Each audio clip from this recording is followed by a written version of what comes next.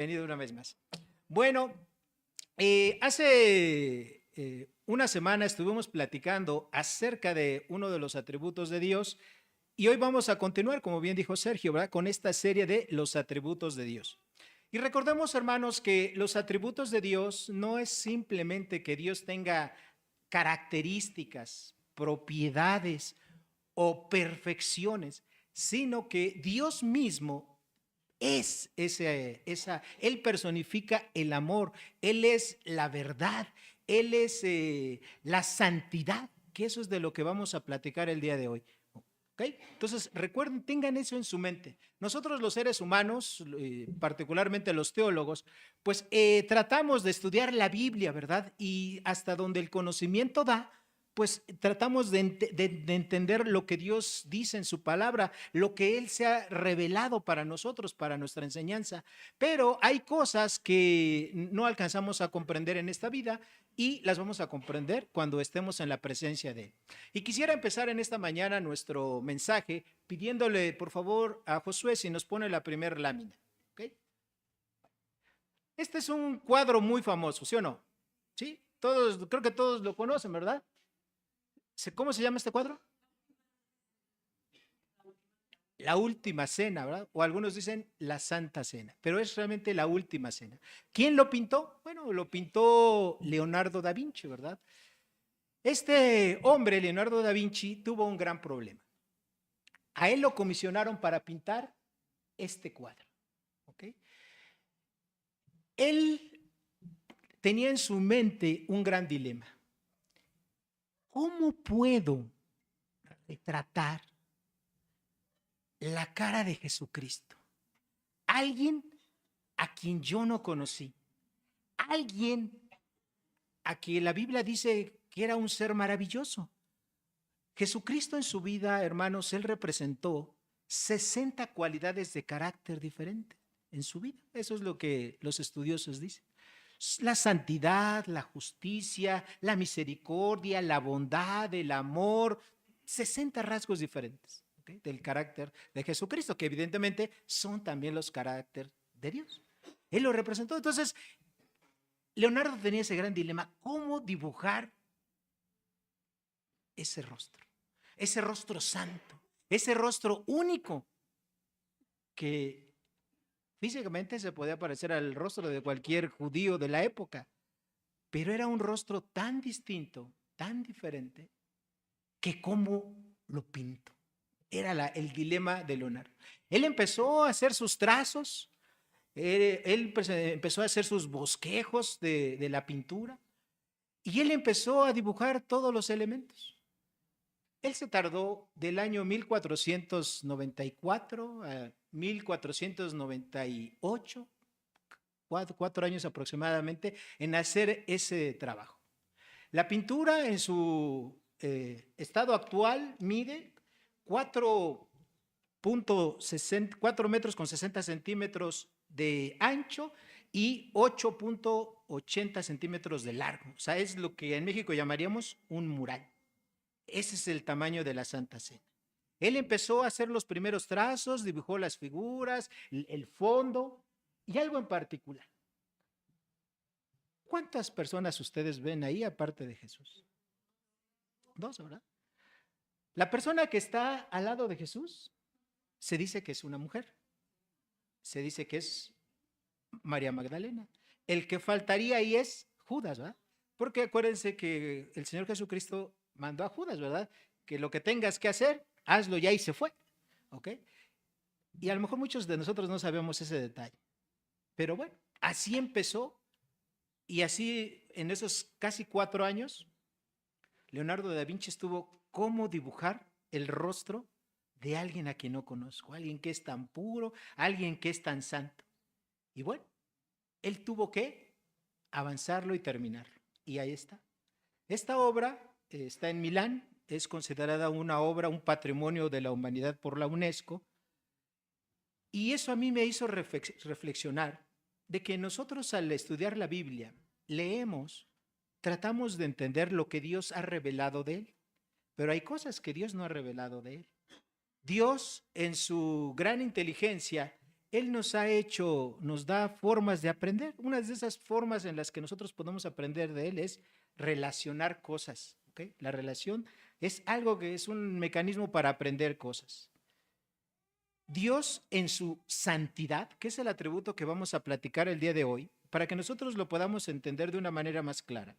Quisiera que me acompañen a abrir la Biblia en el libro de Job y vamos a leer el versículo 25. Job 25, el versículo 5. ¿Ya están ahí? Job 25, 5. ¿Ya están todos? Amén, nada más escuché como 2 o 3. ¿Sí? Ok. Dice Job 25, 5. He aquí que ni aun la misma luna será resplandeciente, ni las estrellas son limpias delante de tus ojos. Cuanto menos el hombre, que es un gusano, el hijo del hombre también gusano. Fíjense bien.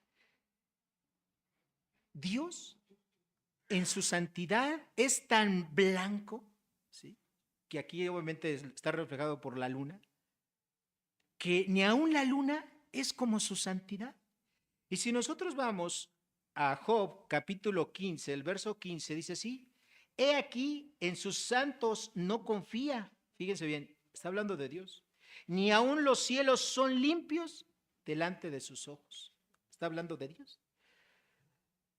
Los cielos limpios. Ustedes saben que nosotros vemos que aquí en la tierra contaminación, ¿verdad? Los cielos tienen cierta contaminación, es más aquí en la Ciudad de México, ¿verdad?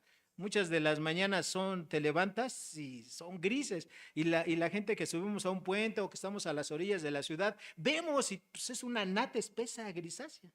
Y arriba un poco se ve algo azul, pero está totalmente manchado por la contaminación. Pues los cielos subiendo, ¿verdad? Ya está llegando al espacio, a la estratosfera, pues los cielos ahí, ¿verdad? Se dice que hay una contaminación planetaria, pero esa es muy poca. Pero esos cielos prácticamente no tienen bacterias, no tienen nada de contaminación. Y aún eso, tan limpio, no se compara con la santidad de Dios. ¿Sí? Entonces, estas son dos formas en las cuales, pues, Dios nos lleva a que tratemos de entender cómo es la santidad de Dios. Yo les voy a leer, no lo busquen, este va a ser nuestro texto base. Isaías 57, 15 dice: porque así dijo el alto y sublime, el que habita la eternidad y cuyo nombre es el Santo. Yo habito en la altura y en la santidad, y con el quebrantado y el humilde de espíritu, que hace vivir el espíritu de los humildes para vivificar el corazón de los quebrantados. Hermanos, el día de hoy vamos a ver que así como Dios es santo, Él manda que cada cristiano sea santo como Él. El título de este mensaje es, ¿pueden ponerlo en la siguiente lámina? ¿Eres un cristiano santo? Ese es el título de este mensaje. ¿Okay? Pero para que lo podamos entender, vamos a irnos por el principio. Primero, dijimos que Dios es cada uno de los atributos. Él es propiamente la santidad. La santidad de Dios, hermanos, encontramos, como yo les dije en un principio, que es uno de los atributos que es más difícil de definir. Hay una serie de definiciones que yo les voy a dar para el examen, los que están tomando notas. Si me ponen cualquiera de estas respuestas, van a estar bien, porque no hay una sola definición, hermanos. Fíjense bien, una de ellas, y que a mí me gusta mucho y que la aprendí hace muchos años para definir la santidad de Dios, es: la santidad de Dios es la suma de todos sus atributos, es decir, de su justicia, de su pureza, de su eternidad, de su poder, de su magnificencia, de su bondad, de su misericordia. La suma de todos los atributos, eso es la santidad de Dios. ¿Okay? Solamente Dios es infinito, solamente Dios es inmutable, solamente Dios es perfectamente santo. ¿Okay? Otra de las definiciones de Dios es la siguiente: Dios es la antítesis, es decir, lo contrario, lo opuesto a cualquier imperfección moral. ¿Okay?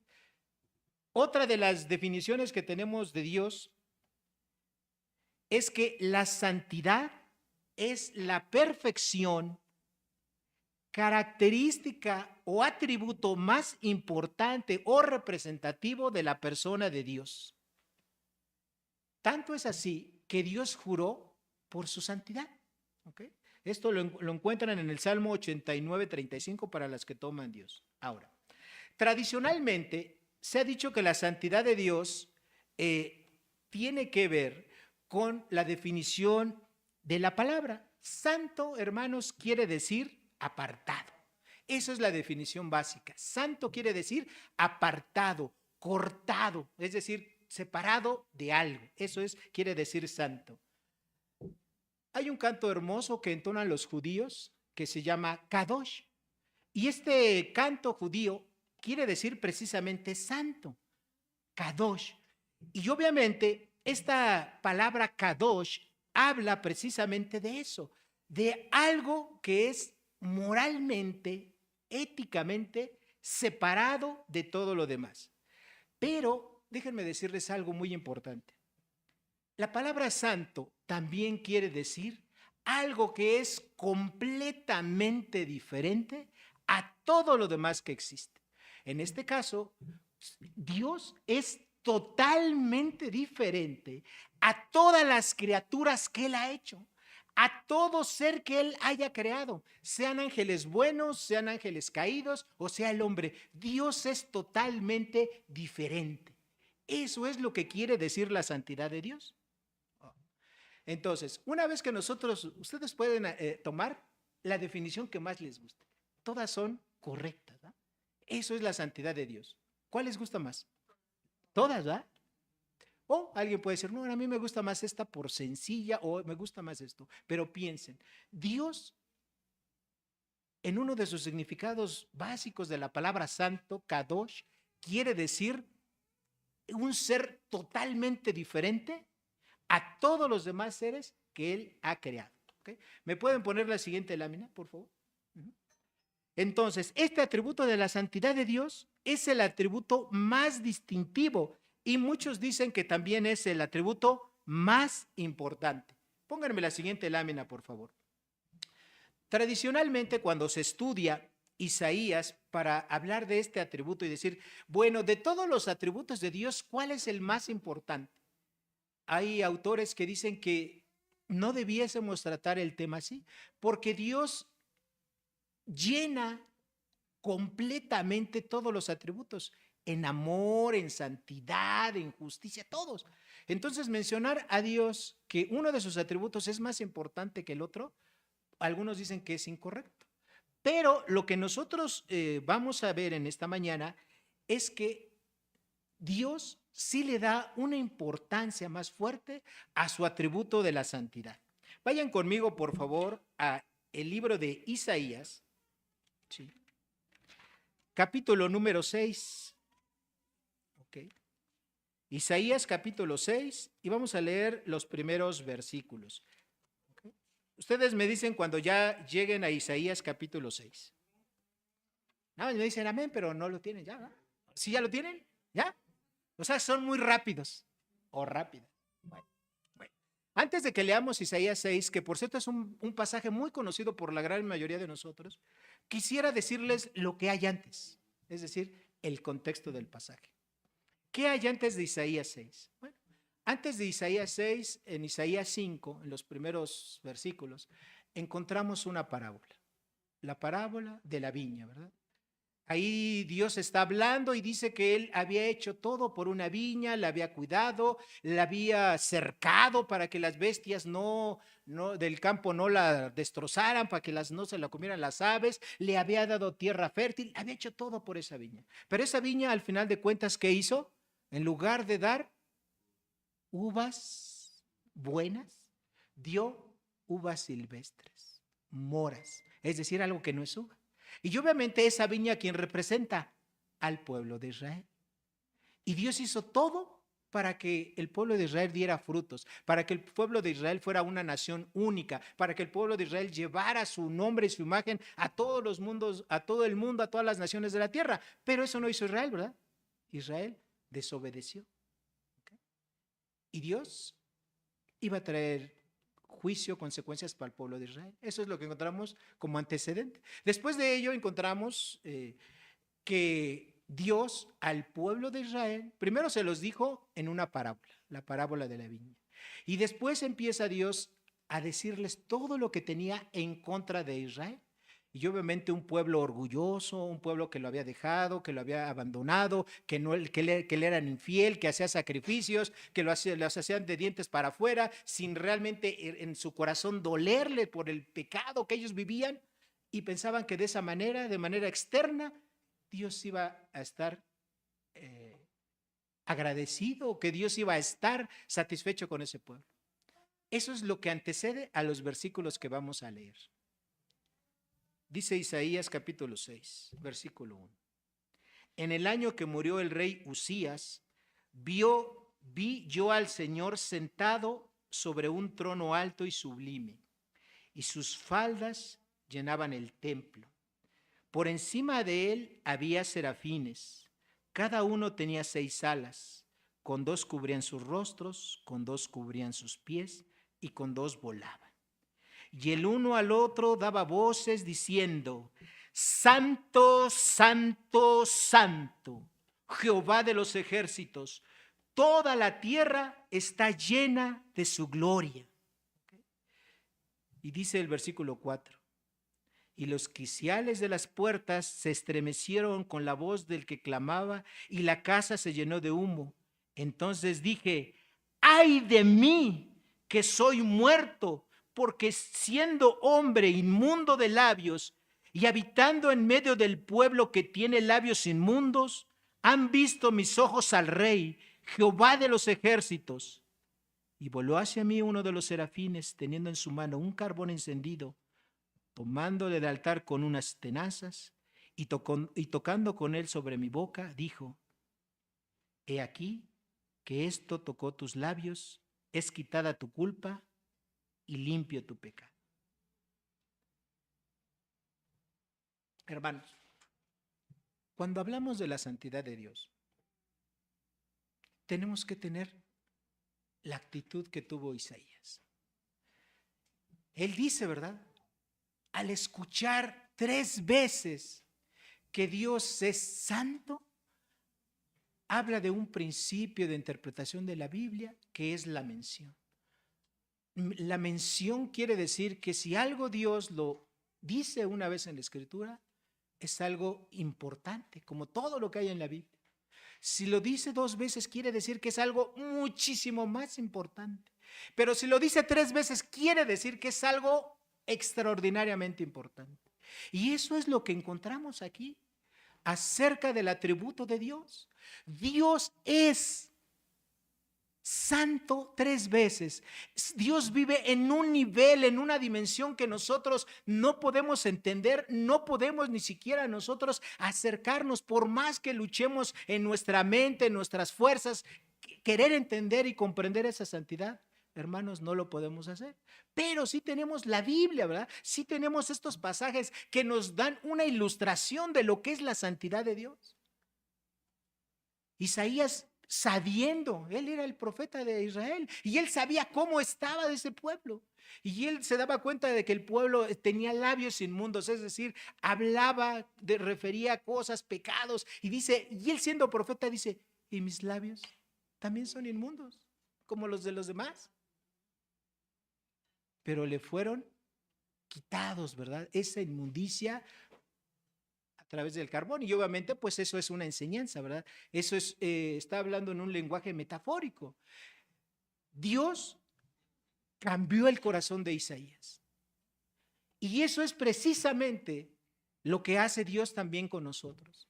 Cuando nosotros nos reconocemos pecadores, cuando le pedimos perdón a Dios por nuestro pecado, nos arrepentimos y entendemos el evangelio, Dios a nosotros que estábamos muertos en nuestros delitos y pecados, nos dio vida juntamente con Cristo y nos hizo sentar en los lugares celestiales, posicionalmente hablando. Dios es lo que hace santo. Nosotros no podemos ser santos como Dios es, pero sí tenemos la capacidad de poder representar aquí en la tierra a Dios, porque no depende de ti el que tú seas santo, depende del que te hizo santo. Los utensilios que se utilizaban en el templo, queridos hermanos, en el templo de Salomón y en el segundo templo también, eran hechos de los metales ordinarios, ¿verdad? Pero tenían una gran diferencia. Habían sido dedicados o santificados para el uso exclusivo en el templo. ¿Ok?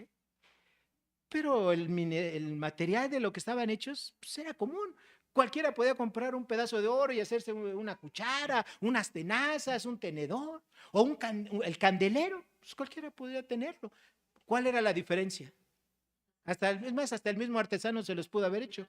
¿Cuál era la diferencia? Que habían sido dedicados única y exclusivamente para el servicio del templo y no podían ser utilizados para ninguna otra cosa. Hermanos, nosotros cuando hemos sido elegidos por Dios para ser sus hijos, para ser salvos, hermanos, hemos sido apartados, hemos sido santificados y eso es lo que hace la gran diferencia. O sea, no eres tú ni no soy yo. Dios dice, ¿verdad?, que de lo vil y de lo menospreciado tomó Dios para avergonzar a lo que es, ¿verdad? Dios nos sacó a todos, hermanos, del mismo lugar, ¿sí? Del mundo, del pecado, de la inmundicia. A nadie Dios, a ninguno de los que estamos aquí, ni a los de cristianos de esta iglesia de al lado, ni a los de la iglesia de la esquina, a ningún cristiano de ningún lado Dios los sacó del cielo para hacerlo su hijo. A todos Dios nos sacó del mismo lugar, ¿sí? Y nos sacó por medio de su gracia, por medio de su misericordia. ¿Okay? Entonces, hermanos, si debemos de pensar que hay un atributo principal, más importante, es la santidad de Dios. ¿Okay? La santidad de Dios. Eso. Tercero, ¿cómo se manifiesta esta santidad de Dios? Bueno, Dios manifiesta su santidad en sus obras. ¿Okay? En todo lo que ha hecho. En Génesis capítulo 1, cuando Dios acaba su parte creadora, ¿qué dice? Y vio Dios, ¿verdad?, que todo lo que había hecho y dijo, esto es bueno, esto es algo perfecto, maravilloso. Dios su creación la hizo con santidad. Y aquí valga lo que yo les he venido repitiendo semana tras semana. Hermanos, Dios no se quita uno de sus atributos para utilizar el otro. Dios es justo cuando toma cualquier decisión. Dios es santo para hacer cuando hizo el mundo. Dios es santo para crearte a ti. Dios es santo hasta cuando una persona muere y que desafortunadamente es una persona que rechazó a Cristo en su vida y va a ir a la condenación eterna. Hasta en esa decisión, hermanos, Dios la toma con santidad. Dios no se despoja de ninguno de sus atributos para ejercer otro, ¿okay? Porque Dios es integral, a diferencia de nosotros. Por eso es que la palabra santo también quiere decir alguien que es completamente diferente a como eres tú y a como soy yo y a como sea la persona más santa y más pura que tú te puedas imaginar, por una simple razón: porque Dios nunca ha pecado, porque Dios ni siquiera en su mente piensa o ha pensado ni pensará alguna maldad como tú y yo y cualquier otro ser humano lo ha hecho en su vida. Nunca. ¿Okay? Y eso es la gran diferencia. Dios, hermanos, es único en su santidad y eso lo tenemos que reconocer nosotros. La segunda manifestación de la santidad de Dios la hace con el hombre. Dios, al ser tan santo y puro, Dios al hombre le dijo: yo quiero que tú vivas como yo vivo. ¿Okay? ¿Y qué hizo Dios? Le dio su ley. ¿Okay? Entonces Dios manifestó su santidad dándole la ley. ¿Okay? Y así le dio Dios. Y esa ley primero se la dio ¿a quién? A Moisés, ¿verdad? Y de ahí pasó a todo el pueblo de Israel, pero no solamente la dejó ahí Dios, sino que Dios también puso esa ley en donde, dice Romanos capítulo 2, versículo 15, en el corazón de cada persona está la ley de Dios. No importa que sea una persona que esté en la tribu más alejada del África o en una isla en el Pacífico, ese hombre que vive en una tribu y que a lo mejor no tiene celular, no tiene internet, no tiene una versión de la Biblia, sí tiene la ley de Dios en su corazón. Y no solamente Dios le dio su ley, sino que Dios también le ha dado a todo hombre una conciencia.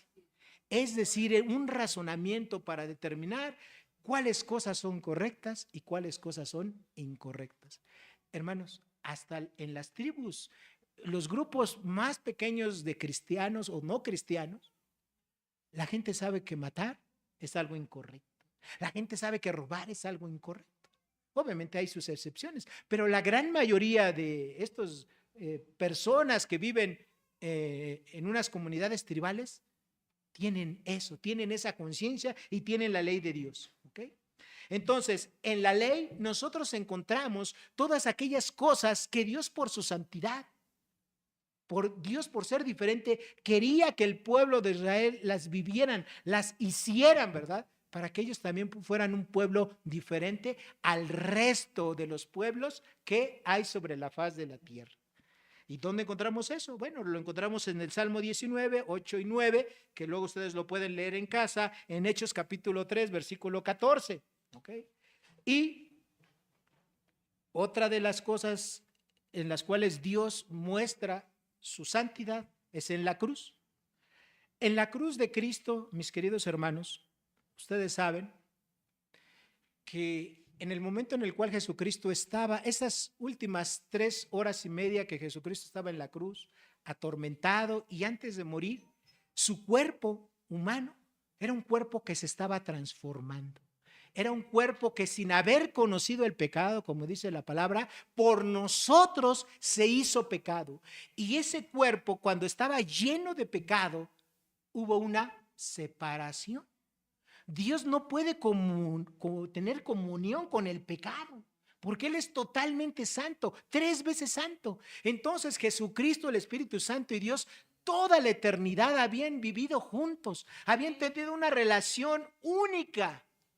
Y en ese momento, esta unión se separó. Y Jesús lo dijo, ¿verdad? Dios mío, ¿por qué me has abandonado? En ese momento, por primera y única vez, se separó la Trinidad. Porque el cuerpo de Jesucristo se había transformado en pecado. Dios había puesto el pecado de todos los seres humanos en ese preciso momento en el cuerpo de Jesucristo, para que cuando Él muriera, se muriera todo el pecado y Dios pudiese perdonar el pecado de toda la humanidad, el pecado de todas las personas que depositamos nuestra confianza, nuestra fe en el sacrificio y en la vida de Jesucristo. De esa manera fue la única en la cual Dios nos pudiese perdonar. Porque sin derramamiento de sangre no hay remisión de pecados, dice Hebreos 9:22. En la cruz, hermanos, Dios mostró su santidad. Piensa esto por un momento. Dios nunca ha pensado nada mal. Nunca ha dicho nada mal. Nunca ha cometido una acción de maldad. Jesucristo tampoco, ¿verdad? Ni el Espíritu Santo. Y en ese preciso momento, como Dios es tan limpio de ojos y no puede ni siquiera tener contacto con el pecado, a su propio Hijo, que es totalmente puro y santo, se tuvo que separar. Esa es la dimensión de la santidad de Dios. Ese es el tamaño, el calibre de la santidad de Dios. Y como Dios es tan puro y Dios es tan santo,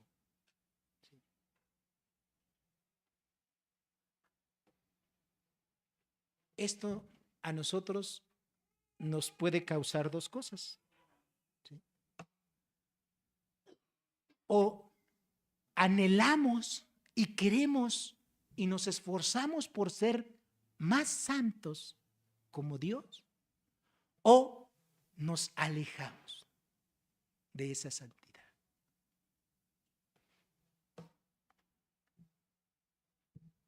Tengo que explicar algo que es un poco técnico. Espero hacerlo bien y espero que me tengan paciencia. En el momento en el cual una persona entiende el Evangelio, se arrepiente, le pide perdón a Dios por todos sus pecados, deposita su confianza única y exclusivamente en la persona de Jesucristo y cree que Jesucristo murió en su lugar en la cruz para que Dios lo pudiese perdonar, en ese momento esa persona, Dios hace algo. Dios a esa persona lo declara santo o justificado. ¿Okay? ¿Qué es la justificación? La justificación es el acto legal por medio del cual Dios declara santo o justificado a una persona. Y eso se conoce como santidad posicional. Es decir, esa santidad no depende de lo que tú hagas, esa santidad depende de la nueva posición que tú ya tienes para con Dios por haber creído en Jesucristo. En ese momento Dios a ti te declara justificado o te declara santo. En ese momento, para Dios, que ha perdonado todos tus pecados pasados, tú eres una persona como si nunca hubiera pecado. ¿Ok? Y eso se llama santidad posicional. Pero de ahí en adelante, el cristiano, que Dios te da una nueva vida para que la vivas diferente, para que ahora la vivas de acuerdo a la Biblia, a los mandatos de la Biblia, hay algo que se llama santidad progresiva, que es lo que tú y yo tenemos que hacer. Es decir, nosotros aquí en la vida tenemos que pensar cómo es de Dios de santo y puro y así tenemos que vivir, ¿ok?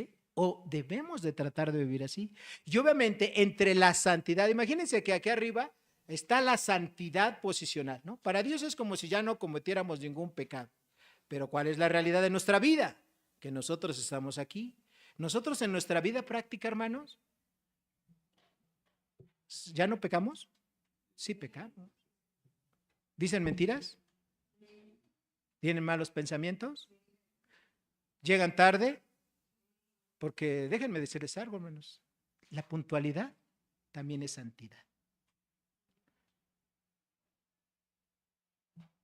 Cometemos muchas faltas, hermanos. Nos comprometemos a hacer cosas y no las hacemos. ¿Sí? Nuestra santidad progresiva está abajo de nuestra santidad posicional. ¿Cuál es nuestro trabajo? ¿Cuál es nuestro deber como cristianos? Pues esforzarnos para que esa brecha se vaya haciendo corta, corta, corta, corta, corta. Esa es otra forma de decir lo que Pablo enseñaba, ¿verdad? Que él lo que quería hacer en los cristianos era formar en ellos la imagen de Cristo, ¿verdad? Es decir, que cada cristiano sea tan santo como Cristo. Hermanos, y esto no es para que ustedes se desanimen, la santidad perfecta como la de Cristo no la vamos a alcanzar aquí en esta tierra, ¿verdad?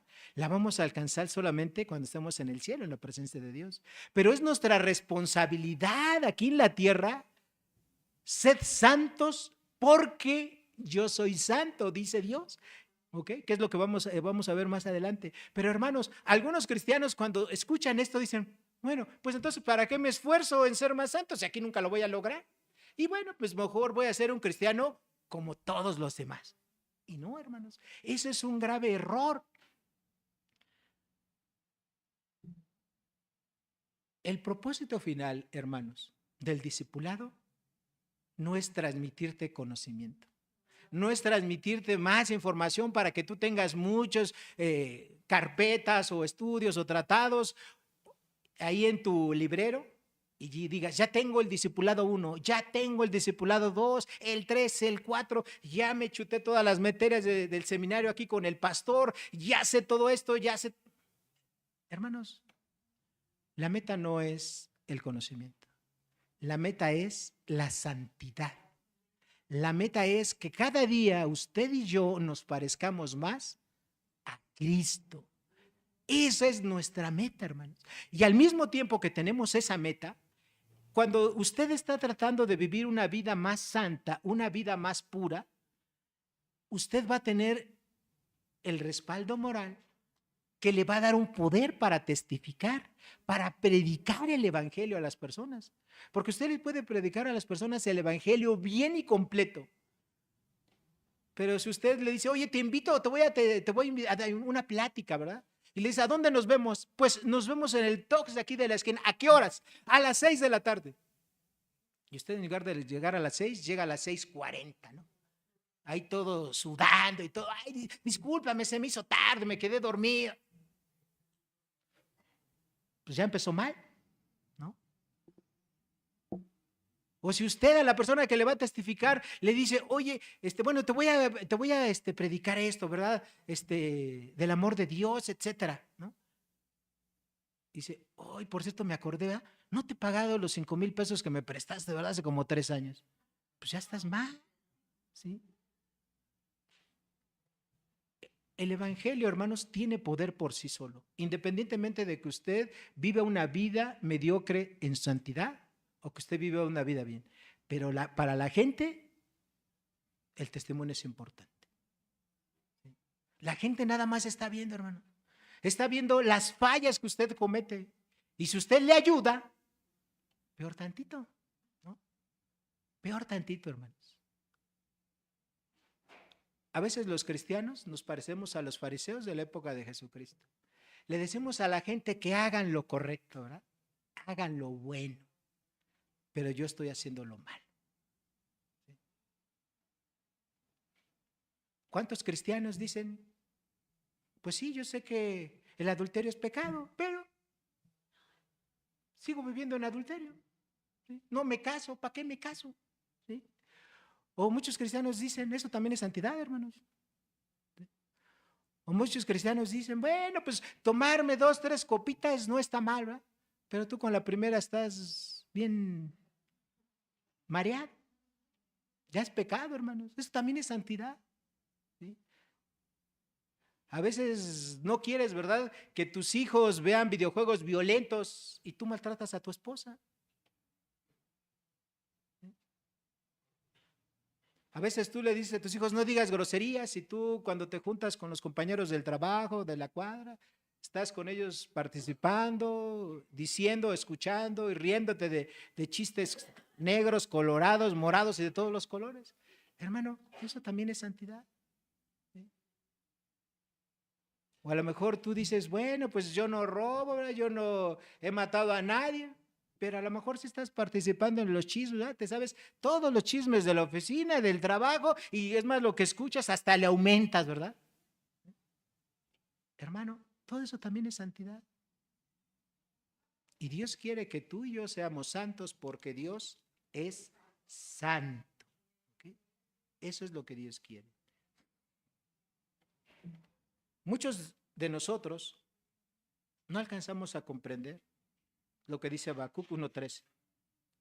Muy limpio eres de ojos para ver el mal, ni puedes ver el agravio. ¿Por qué ves a los menospreciadores y callas cuando destruye el impío al más justo que él? Así es Dios. Y nosotros no. Nosotros aún vemos cosas injustas. ¿Y qué hacemos? Cerramos nuestra boquita y no hacemos nada. ¿Sí? Cuando estudiamos la misericordia de Dios, vimos cuál es la diferencia entre hacer misericordia y compasión. A veces vemos que sufren nuestros hermanos. No hacemos nada por ellos. ¿Oras por ellos? ¿Haces algo para aliviar el dolor? Hermanos, hacer misericordia también es santidad. Y a veces nosotros queremos hacer eso. Ah, ya hice esto, dejo de hacer todo lo demás. No, hermanos, Dios no se quita ninguno de sus atributos para ejercer otro. Los tiene todos juntos. Igual nosotros, así tendríamos que ser, hermanos. Siguiente punto. La santidad, hermanos, es un atributo de Dios y es un atributo comunicable. ¿Sí se acuerdan de eso? Los atributos comunicables son aquellos que Dios transfiere, ¿verdad?, a sus criaturas, particularmente a sus hijos, para que lo vivamos. Entonces, la santidad es un atributo comunicable por Dios. Y no solamente se queda en eso, sino que Dios lo manda. ¿Okay? Vayan conmigo, por favor, a Primera de Pedro, capítulo 1, versículo 6. Primera de Pedro, capítulo 1, versículo 6. Perdón, 16, hermanos, 16. ¿Ya lo tienen todos? Primera de Pedro, capítulo 1, versículo 16. ¿Ya están todos? Necesito que todos, ahora sí, todos lo tengan así, todos. ¿Sí? Y que se pongan de pie también.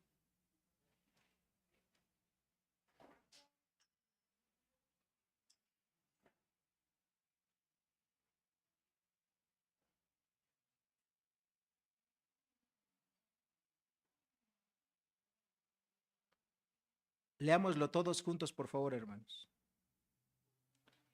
Porque escrito está, sed santos porque yo soy santo. Otra vez, hermanos. Porque escrito está, sed santos porque yo soy santo. Si tú y yo entendemos lo que aquí está escrito en estas palabras, tenemos que reconocer, hermanos, que a veces nuestra santidad está muy, pero muy por debajo de lo que Dios espera de nosotros. Y tenemos que hacer más estrecha esa brecha.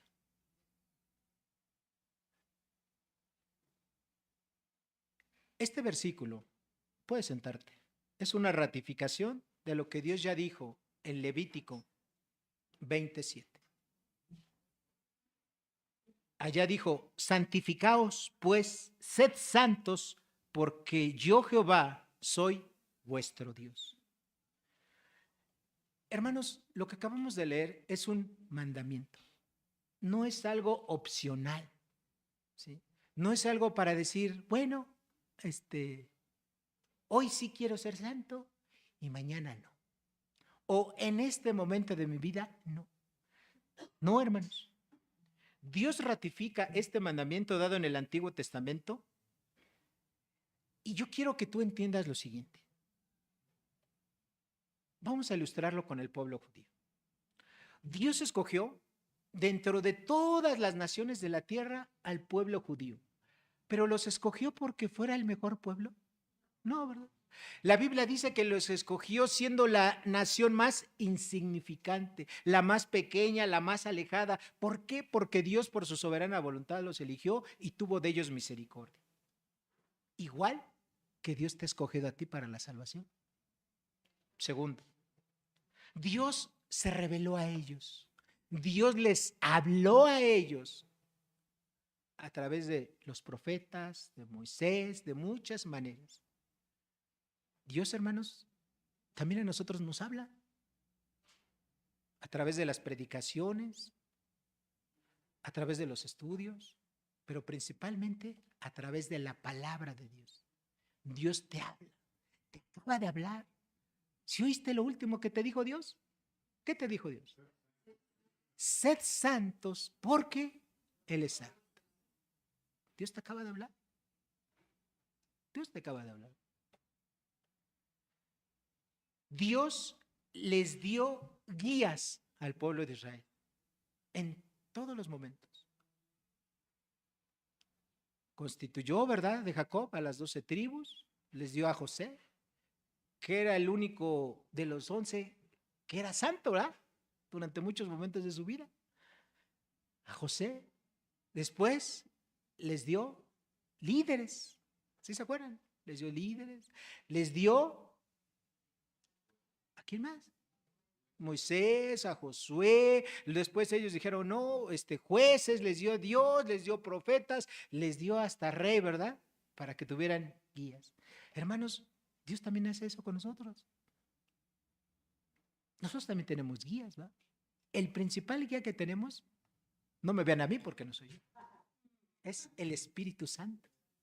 Él es nuestro principal guía. Él nos va a guiar a toda verdad, a todo conocimiento de Dios. Pero también Dios les ha dado guías humanos, ¿verdad?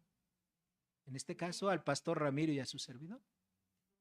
Entonces ustedes también tienen eso, ¿ok? Guías. Dios les dio su ley al pueblo de Israel. A nosotros nos ha dado no solamente la ley, no solamente el Antiguo Testamento, nos ha dado la revelación plena y completa de Dios en el Nuevo Testamento. La idea, hermanos, que tenía Dios es que el pueblo de Israel fuera un pueblo santo, un pueblo apartado en cuanto a su carácter ético y moral de todas las naciones de la tierra, que fueran diferente, distinto a todos los demás. Eso es lo que Dios quería. ¿Para qué? Para que ellos pudieran llevar el nombre y el conocimiento de Dios a todos, a todas las naciones de la tierra. Nosotros sabemos lo que ha pasado con el pueblo de Israel. Ellos no quisieron hacer eso. Ellos se hicieron orgullosos, se creyeron más, ¿verdad?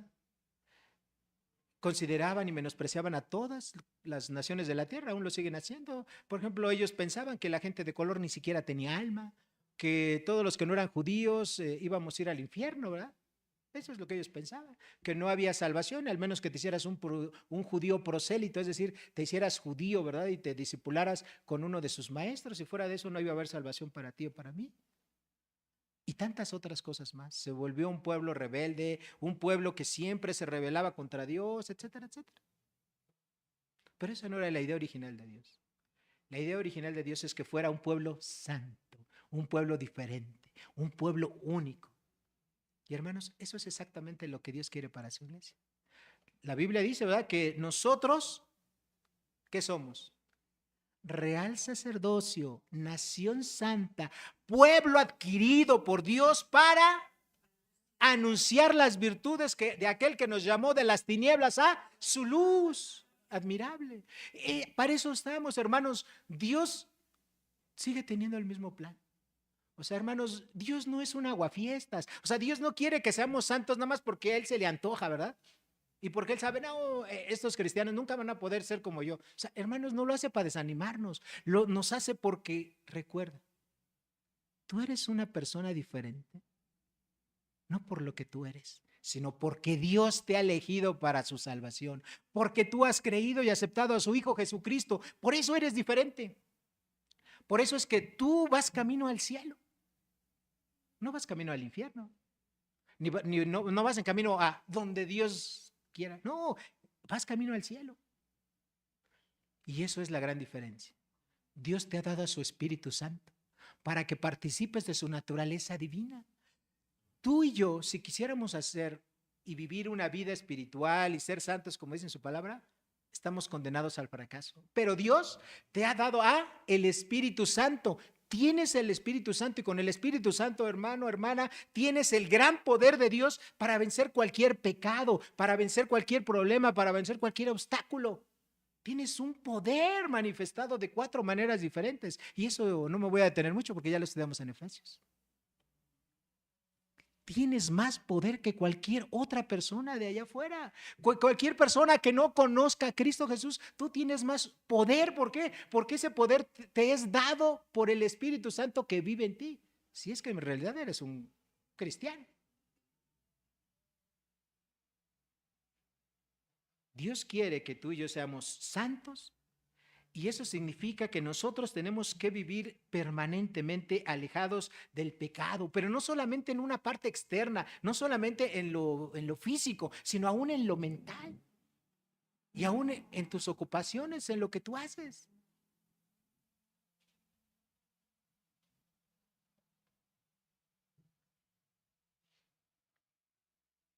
Tú y yo somos hijos de Dios. Y tenemos la gracia de Dios y tenemos al Espíritu Santo y vamos a ir al cielo y Dios nos va a dar la vida eterna solamente por su gracia, solamente por su amor y solamente por su misericordia. ¿Okay? Y eso es algo que nunca, nunca se nos tiene que olvidar. ¿Okay? Ahora, ¿por qué los cristianos no buscamos crecer más en santidad? Muchos de nosotros, y de ahí parto, es porque no tenemos o no teníamos hasta antes de esta predicación el conocimiento de lo que realmente es la santidad de Dios. O sea, Dios no solo no te hizo su hijo, nada más para que vengas y estés aquí bien sentadito, ¿verdad? No, Dios te hizo una criatura diferente, para que tú lo representes aquí en la tierra, para que tú vivas como vivió su Hijo Jesucristo, para que tú lleves su conocimiento, el nombre de Dios, la obra de Jesucristo a todas las personas que te rodeen. aquí o en cualquier otro lado del mundo. Para eso Dios te escogió y te eligió a ti. A veces nos dejamos influenciar por el mundo, ¿sí? Y escuchamos a personas que te dicen, bueno, pues no seas santurrón, ¿verdad? No seas aburrido.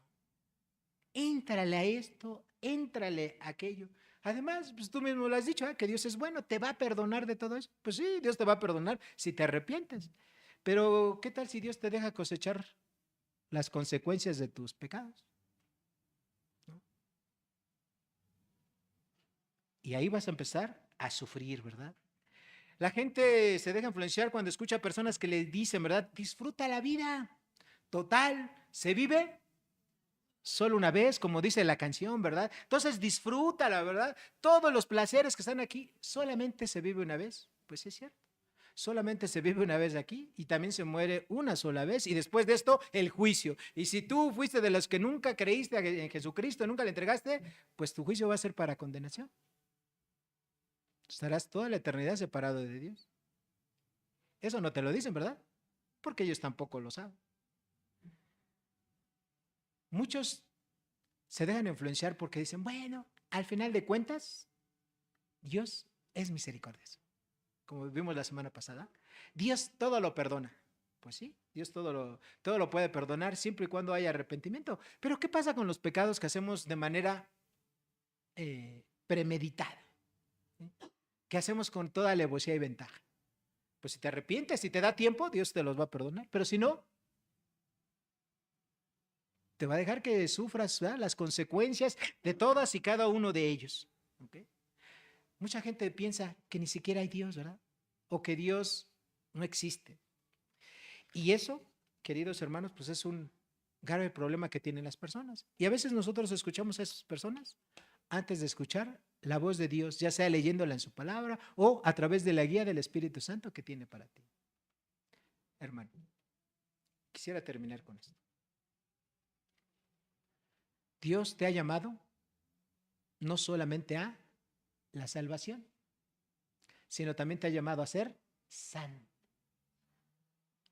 A que todo el tiempo que tú vivas, todos los años que Dios te dé la oportunidad de estar aquí en esta tierra, que trabajes día con día para ir acortando esa brecha entre la santidad posicional, la cual te ha declarado Dios santo en el momento de tu conversión, y toda la maldad que aún vive en nosotros todo el tiempo que estamos en vida. Vamos a ser perfectos solamente cuando estamos en el cielo. Pero Dios quiere que nos esforcemos, que seamos santos aquí, que lo representemos, que prediquemos su palabra. ¿Okay? Y para predicarla correctamente necesitamos un apoyo moral. Y ese apoyo moral los cristianos les llamamos testimonio. ¿Okay? Ahí está. La santidad, hermanos, puede definirse como la suma de todos sus atributos. ¿Okay? Él quiere una vida santa de nosotros. ¿Tú qué quieres para ti? ¿Por qué no cierras tus ojos y me acompañas a orar?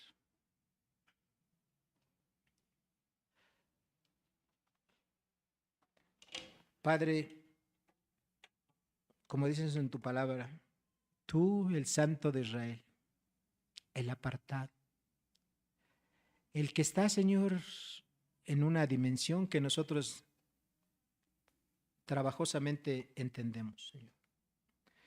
Tú que eres totalmente diferente porque tú nunca has pensado, dicho, hecho o actuado de una manera pecaminosa como todos nosotros. A ti clamamos, Señor, para agradecerte en primer lugar por esa santidad. Gracias porque tú eres un Dios único que nosotros a veces ni alcanzamos a comprender.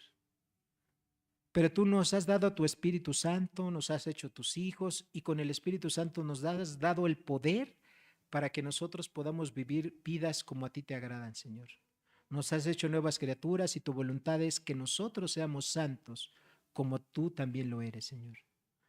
Para que te representemos dignamente y para que tengamos un respaldo moral, Señor. Para que cuando prediquemos el Evangelio, las personas no nos puedan decir que arreglemos primero nuestras vidas y después les hablemos de ti, Señor.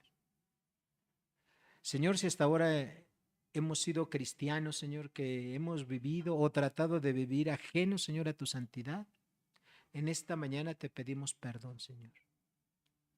Y en esta mañana también queremos pedirte, por favor, que tu Espíritu Santo obre de una manera poderosa y sobrenatural en nuestras vidas para poder manifestar, Señor, lo que somos, verdaderos hijos tuyos, y de aquí en adelante vivir de una manera santa como a ti te agrada. En el nombre poderoso de Cristo Jesús, nuestro Señor y Salvador, te pedimos y te agradecemos todo esto, Señor. Amén y amén. Hermanos, que Dios les bendiga.